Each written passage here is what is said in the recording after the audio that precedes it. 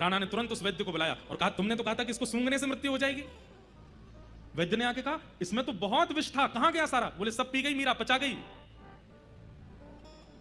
महाराज, मैं आपके आगे हाथ जोड़ करके कहता हूं, ये सामान्य नहीं है, ये वास्तविक कालकूट विष है। ऐसा विष पूरे ब्रह्मांड में नहीं है। ये महादेव के द्वारा पान किए गए विष से थोड़ा ही कम होगा। ऐसे कैसे कोई जीवित रह सकता है इसको पी के? तो राणा बोले, एक काम करते हैं, एक बूंद बचा है, इसको तुम चाट लो। अगर तुमको कुछ नहीं हुआ तो मैं मान जाऊंगा कि ये विष नकली था, और तुम्हें कुछ हो गया तो मान जाएंगे कि असली था।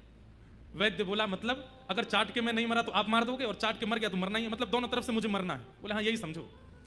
ये एक बूंद लेकर के अगर तुम नहीं मरे तो मान जाएंगे कि विष नकली था, तो तुम्हें हम मारेंगे, और इस विष का पान करते ही मर गए तो समझ जाएंगे कि असली है। निश्चित ही मीरा में ही कोई कमाल होगा। वैद्य समझ गया कि मेरी मृत्यु तो निश्चित है,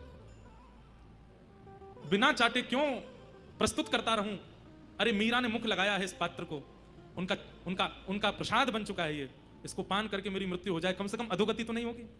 और उस एक बूंद विष को जैसे ही वैद्य ने अपनी जिह्वा पर धारण किया, पूरा शरीर कंपायमान होने लगा, नील पड़ गया, मुख से झाग निकल पड़े और वैद्य की मृत्यु हो गई।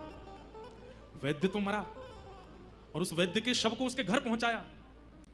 छोटे छोटे बच्चे थे उस वैद्य के, उन सब ने जैसे ही सुना कि मीरा के लिए विष बनाया था हमारे पिताजी ने, मीरा तो नहीं मरी लेकिन एक बूंद पी के हमारे पिताजी मर गए, वो सब बालक अपनी मां के साथ गए और मीराबाई के कक्ष के द्वार पर जाकर के रोने लगे। अपने पति को रख दिया सामने।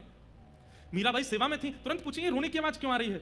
दौड़ करके बाहर गई तो देखा तो एक पत्नी अपने पति को गोद में ली और छोटे छोटे बच्चे हाथ जोड़ करके रो रहे हैं, मीराबाई से प्रार्थना कर रहे हैं, हमारे पिताजी वापस भेज दो, हमारे घर में और कोई नहीं है। मीराबाई बोली, इनकी मृत्यु हुई कैसे?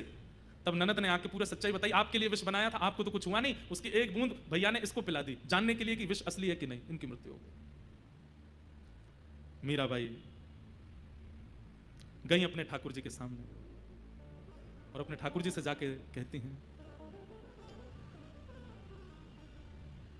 हरि अधम उदाहरण मारो हरि, हरि अधम उदाहरण, गज बूढ़त अरज सुन धावा, गज बूढ़त अरज सुन धावा, भगता कष्ट निवारण, भगता कष्ट निवारण।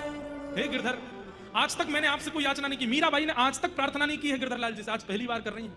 हमेशा केवल रूप के लिए गाया होगा, हमेशा केवल कोई अपने मन का भाव गाया होगा, पर ठाकुर जी से आज पहली बार कुछ मांग रही है मीराबाई।